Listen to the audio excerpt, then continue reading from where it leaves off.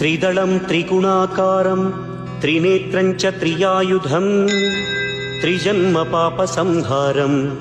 एकबिल्वं शिवार्पणम् त्रिशाखैः बिल्वपत्रैश्च अच्छिद्रैः कोमलैः शुभैः तव पूजां करिष्यामि एकबिल्वं शिवार्पणम् कोटिकन्या महादानं तिलपर्वतकोटयः काञ्चनं शैलदानेन एकबिल्वं शिवार्पणम् काशीक्षेत्रनिवासं च कालभैरवदर्शनं प्रयागे माधवं दृष्ट्वा एकबिल्वं शिवार्पणम् इन्दुवारे व्रतं स्थित्वा निराहारो महेश्वर नक्तं हौष्यामि देवेश